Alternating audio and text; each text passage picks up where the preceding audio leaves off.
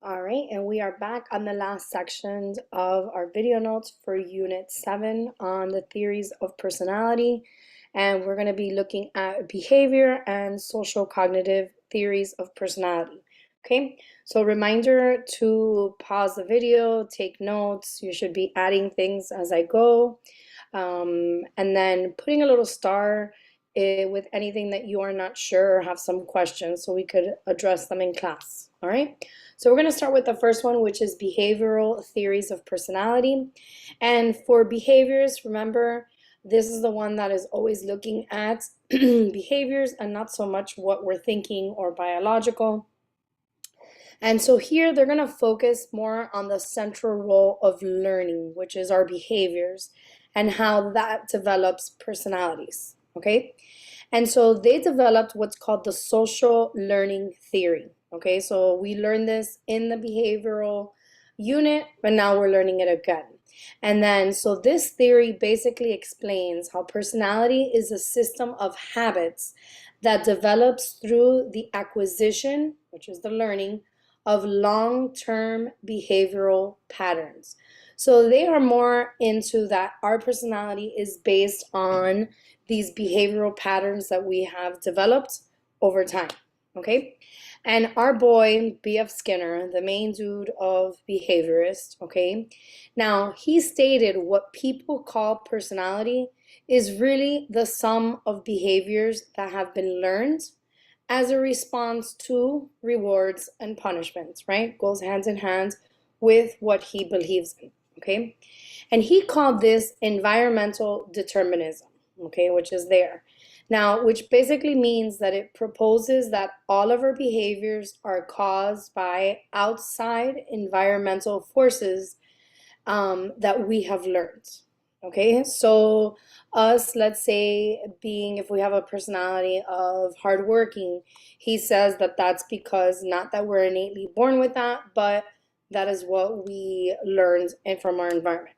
Okay, so that's basically it for behaviorists because they really weren't on creating theories of personality. So we go on to the next one, which is social cognitive theories of personality. And for them, and remember, social cognitive, social is our groups of people, and cognitive is the way that we think and process, our mental processes, okay? So for them, personality is based on a combination of observational learning and mental processes that essentially lead to long-lasting patterns that we call personality. Okay, make sure to write that down. And so we start with the first guy, and it's going to be Julian Rotter. And his approach to personality was based on two assumptions. And these assumptions are that one, choices people make shed light on their personality. And that the second one is that people engage in activities to achieve an outcome that is going to satisfy their psychological needs. Okay, and then this is basically what sheds light into who somebody is. Okay, so their choices and basically what activities they engage in. All right, and then he centers on these two theories, which is called cognitive expectancy, and I'll write it down here. Cognitive expectancy, which basically means that a belief of one's behavior is going to yield the desired outcome, right? Cognitive expectancy. And then he created what is the locus of control. We've talked about this before, and this is the guy that has created this, which a locus of control is, write this down, is the belief about that forces or sorry, belief about forces that determine the outcome, either it being internal or external. And they are the internal locus of control. And that means that there is a strong cognitive expectancy that our own actions will result in the outcome we seek, so that we technically are control kind of our destiny or the outcome of things. Okay, so that's internal. And then the second one is the external locus of control is, is going to be the cognitive expectancy that outcomes are determined by outside forces, be it luck, fate, things in that nature. Okay, so this is going to determine a lot of, this is what kind of like that determines the person's personality and such. Okay, so those are two things that you need to know about him and his theories. And then we move on to George Kelly. And George Kelly basically developed the cognitive theory of personality, which basically means that he proposed that a fundamental that that he proposed a fundamental the long-term patterns of behaviors are based on how people perceive the world.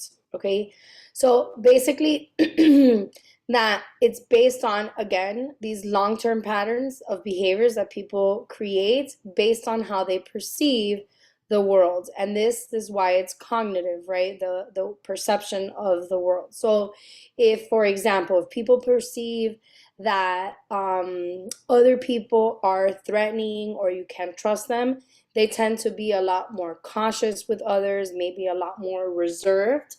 Okay, and then that is kind of like the patterns you see in their behaviors. All right, and then he also created what's called the personality construct theory. And this one says that a personality is a compilation of all the mental constructs that have been cognitively processed, okay, based on the world around them. And then behaviors then are based on that construct. So you might want to pause that, break it down into certain sections, because it's a little bit, sounds a little bit confusing, but really think about it. This is a cognitive approach, so, and social. So they're creating both the environment and our thought process is what essentially creates our behaviors to then create our personalities. Okay. And then the main guy of behavior and social cognitive is going to be Albert Bandura. Okay. And he basically proposed three factors that creates a personality, which is the person, the environment, and the behavior. Okay. And that interacts with each other. So the environment, person, and behavior interact with each other to determine patterns of behavior that then equal your personality. Okay. So he creates this model of reciprocal determinism, and definitely a word you need to know. You're going to see it. And it's like, just think of it like it's reciprocal. It's constantly going. There is a little design here that I will focus on, that I do want you guys to make sure that you write it. So what reciprocal determinism means is that a person's behavior, their environment, and their own personal factors, which is their cognition and behavior, or sorry, their cognition and biological, they interact with each other to then determine behavior. Okay, so for instance, let's say Rachel thinks that she's funny and likes making people laugh. So she's going to join an improv team. So then that is going to lead her into making people laugh. Sorry, not funny. She's going to make people laugh, right? So it's kind of like whatever she's thinking about is going to move her forward into her actions. And then that's what's going to create the situation. All right. Now, the behavior, as he says, is a result from observational learning. Okay, and again, you've seen that word again, you're going to say it again. Okay, and observational learning is when we see other people's actions and consequences of those actions, and then we incorporate those behaviors into our own, right? So it's kind of like when we see other people, we observe them, and then we will tend to copy them, or if we see that there's consequences that we don't like, we're not going to do it. Okay.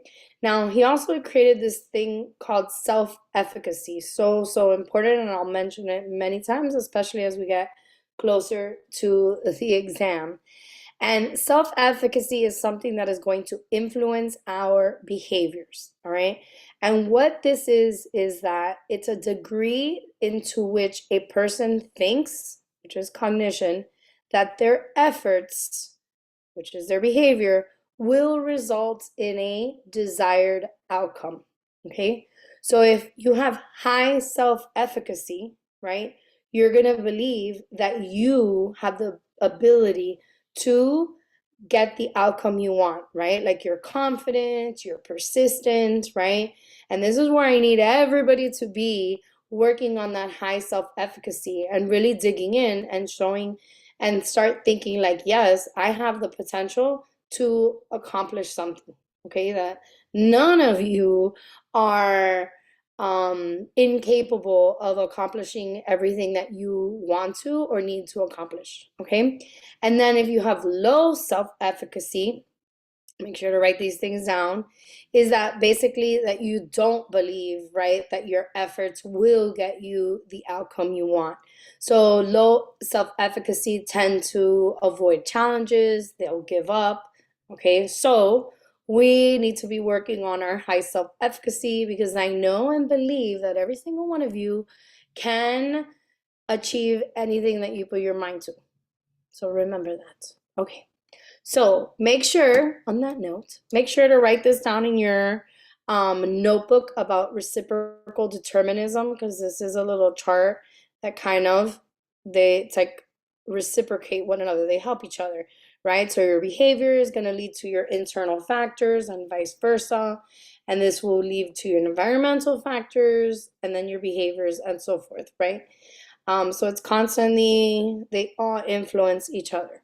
Okay, so now we're going to go on to the next person under social cognitive theories.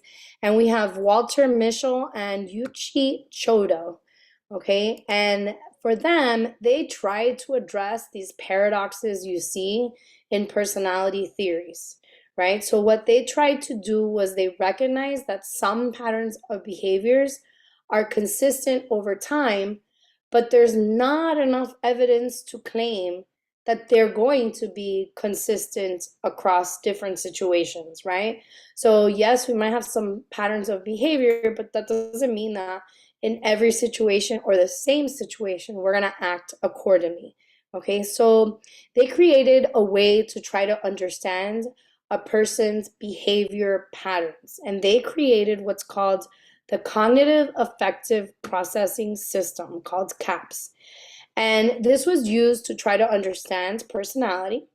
And in order to do that, you must observe how people use their cognitive and affective processing, right? Their emotional part, to then alter, to see if they alter their behavior depending on the situation. Okay.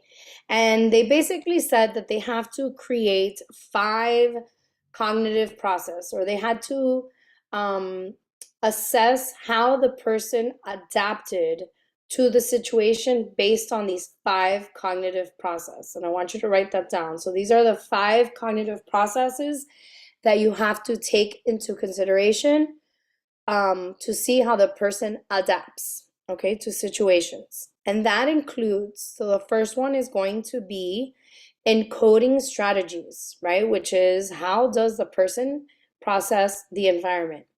The second thing is going to be competencies, right? So we should be writing this down. Make sure you're doing that. I know I don't have space here, but you should have in your, in your notebook. So these are competencies, which means just the ability, the person's ability to use their intelligence to control their behaviors through their goals and consequences. Number 3 is going to be beliefs and expectancies. So that one's just the assumption about consequences of his or her actions, right? Thinking about that, their belief on that. Number 4 is going to be their goals and values. And this is their cognitive belief system in situations. All right. And then the last one is the affective response, which is, it's with an A. And this one is just the person's, how the person reacts emotionally. Okay, so those are the 5 things that under the cognitive affective processing system that you needed to look at in order to determine the person's kind of patterns of behavior. Okay, now, how do we assess behavioral and social cognitive theories? For behavioral, um, since they didn't really mean to create theories of personalities, but they definitely inspired other theorists to take into consideration behavior. Now, the problem with behavioral is that they don't take into account the mental processes when they're trying to explain behavior.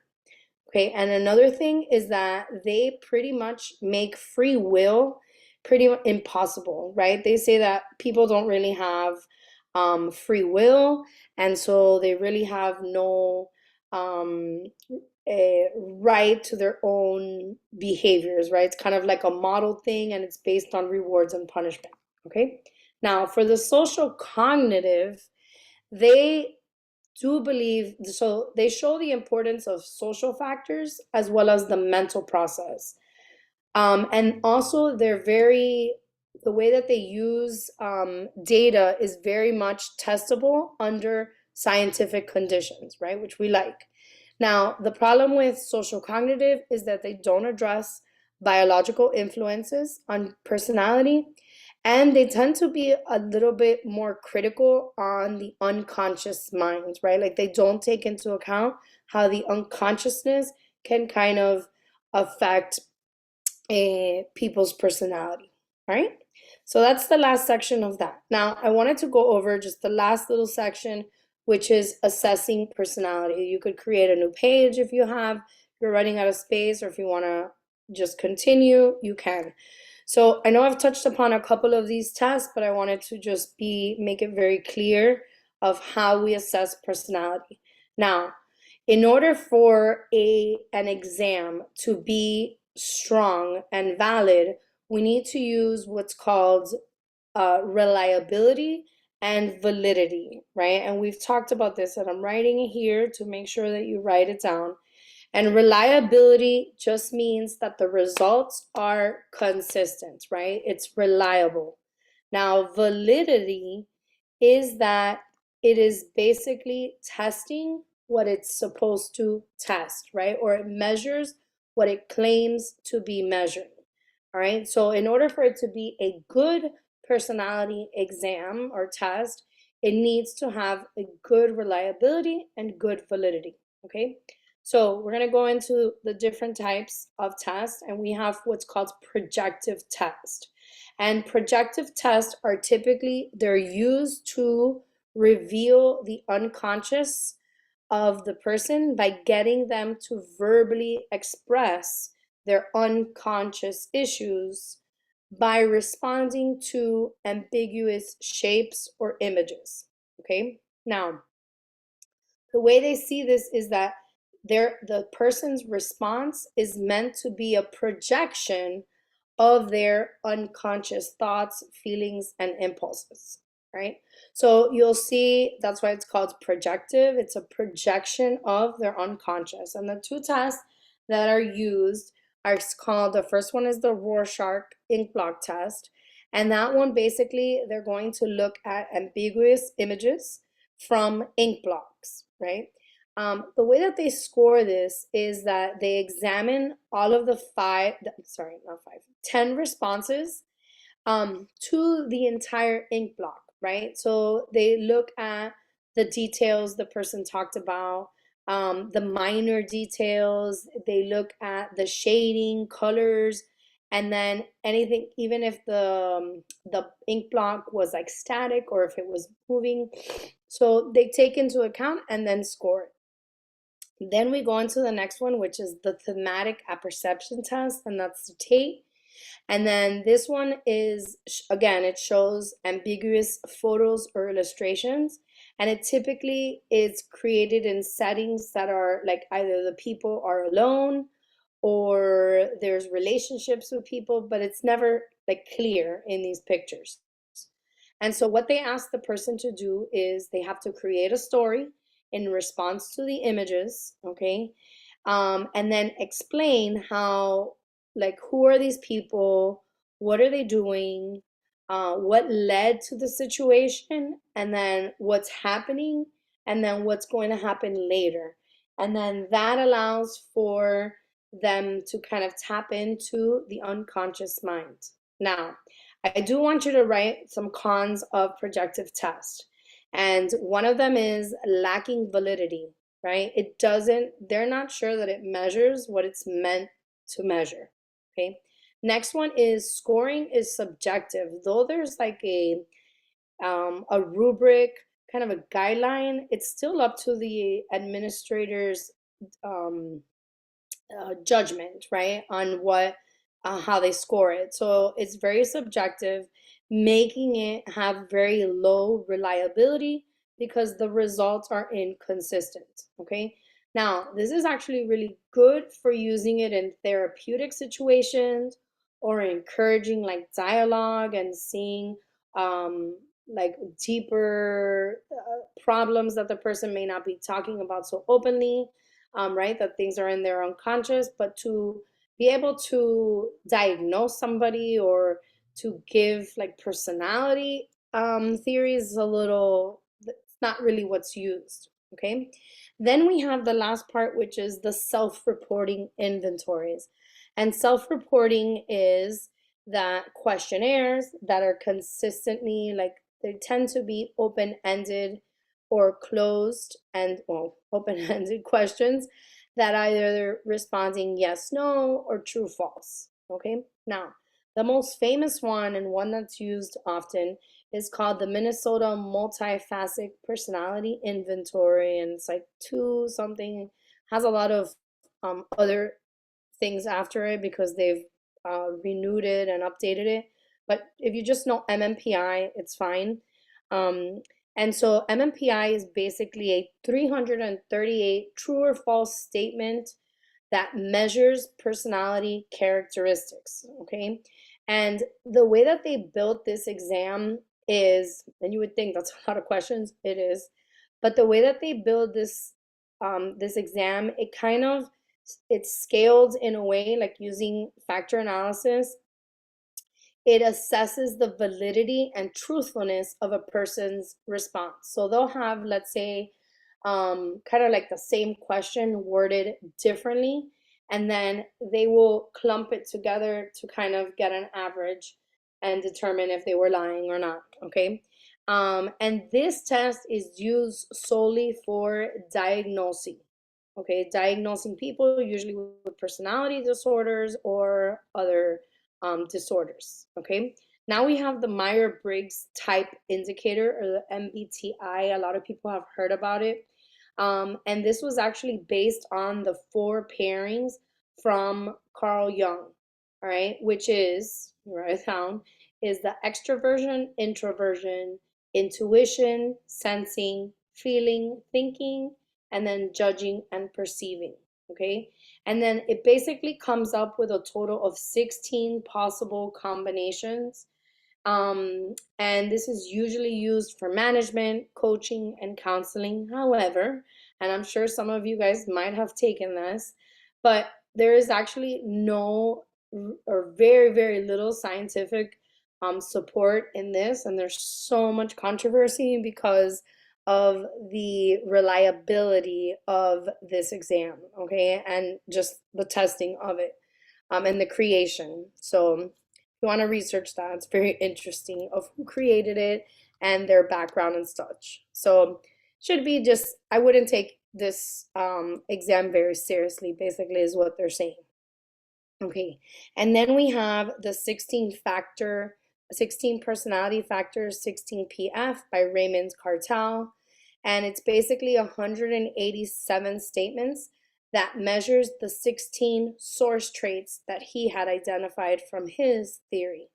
All right, and this is usually used to address like normal personality factors. All right, now the cons with these type of self-reporting, as many of you guys should already know. Well, some pros is that these tend to be a lot more reliable and valid than most, like projective tests. However, as you guys know, many times people can lie. And if they don't do like the MMPI, that they have this factor in there that tries to eliminate that by having all these hundreds of questions, um, then many times you'll see that a lot of people will make themselves look a little better. Okay, so that's the ending of this, and we are done. Yay.